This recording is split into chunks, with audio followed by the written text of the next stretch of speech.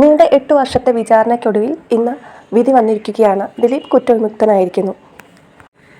ഈ ഒരു വിധിക്ക് പിന്നാലെ പല രീതിയിലുള്ള ചർച്ചകളാണ് സോഷ്യൽ മീഡിയയിൽ നടക്കുന്നത്.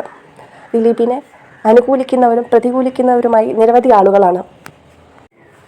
നടിയെ ആക്രമിച്ച കേസിൽ വലിയൊരു ഗൂഢാലോചന നടന്നിട്ടുണ്ട് എന്ന് പൊതുസമൂഹത്തെ അറിയിച്ചത് മഞ്ജു ആയിരുന്നു. അതിനാൽ തന്നെ ഇന്ന് മഞ്ജുവിൻ്റെ ഒരു പ്രതികരണത്തിനായി സോഷ്യൽ മീഡിയ കാത്തിരിക്കുകയാണ്. കേസിന് വേണ്ടത്ര തെളിവുകളില്ല എന്ന കാരണത്താലാണ് ദിലീപിനെ ഇന്ന് കുറ്റവിമുക്തനാക്കിയിരിക്കുന്നത്. എന്നാൽ ഇതിനൊക്കെ അപ്പുറം ഇപ്പോൾ ശ്രദ്ധയാകർഷിക്കുന്നത് ദിലീപിൻ്റെ പ്രതികരണമാണ്. നടിക്കെതിരെ ക്രിമിനൽ ഗൂഢാലോചന നടന്നുവെന്നും അതിനെതിരെ അന്വേഷിക്കണമെന്നും മഞ്ജു പറഞ്ഞതിന് പിന്നാലെയാണ് എന്നെ ഈ ഒരു കേസിലേക്ക് വലിച്ചിഴച്ചത് എന്നാണ് ദിലീപ് മാധ്യമങ്ങളോട് പ്രതികരിച്ചത്. ഈ കേസിലെ ക്രിമിനൽ ഗൂഢാലോചന ഉണ്ട്.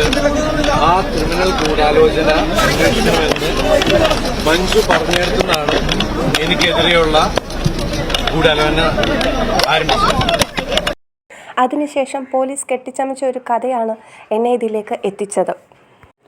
തെളിവുകളില്ലാത്തതിനാൽ ഇപ്പോഴെന്നെ വെറുതെ വിട്ടിരിക്കുകയാണ് എന്നാണ് ദിലീപ് പ്രതികരിച്ചത്. ഈ വിഷയത്തിൽ നിങ്ങളുടെ അഭിപ്രായം എന്താണ്?